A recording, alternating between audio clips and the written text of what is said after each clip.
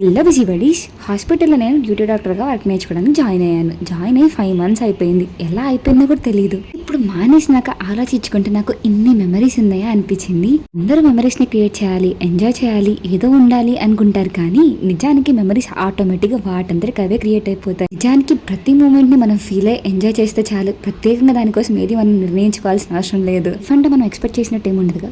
కొన్ని మూమెంట్స్ లో బాగా సంతోషపడదాం. అలాంటి గుర్తొచ్చుకుంటే ఎంత బాధ అనిపిస్తుందో. కొన్ని సిచ్యువేషన్స్ లో ఊరికే ఆవేశపడి కోప్పడుతుంటా. అట్లాంటి గుర్తొచ్చుకుంటే భలే నవ్వొస్తుంది. కోపాలు, బాధలు, ఆవేశాలు, ఏడ్చుకోవడాలు, కొట్టుకోవడాలు, గొడవ పట్టాలు, ఈగోలు, అబ్బబ్బా ఎన్నో.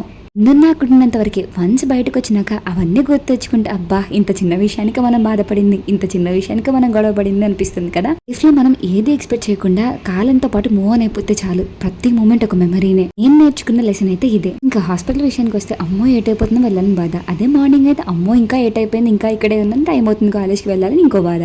ఇంట్లో లేకపోతేనేమో బోర్ కొడుతుందని ఒక బాధ. అదే ఒక్కసారిగా కేసులు వచ్చిన ఇన్ని ఫైల్ ఎప్పటికి రాయాలరా బాబు అని ఇంకో బాధ. రెండవలతో ఒకరు అర్థం చేసుకుంటా, ఇంకొకరు అసలే వినిపించుకోరు. చెప్పుకోలేను ఎన్నో ఉంటాయి. కానీ ప్రతిదీ మాత్రం ఇప్పుడు తలుచుకుంటే ఎంత నవ్వొస్తుందో. చేశానరా బాబు అని డౌట్ కూడా వచ్చింది అనుకోండి. నేను ఖాళీ ఉంటే పిల్లలతో ఆడుకుంటే వాళ్ళతో ఫన్ మాత్రం మామూలుగా ఉండదు. ఇంటి వీడియోస్ చూసి హాస్పిటల్ అంటే ఫన్ అనుకోకండి. నేను వీడియోస్ ని midnight 12 నుంచి 2 లోపు, మార్నింగ్ 4 to 5 లోపు తీస్తాను. వాళ్ళకి ఇంతే మరి. టాటా.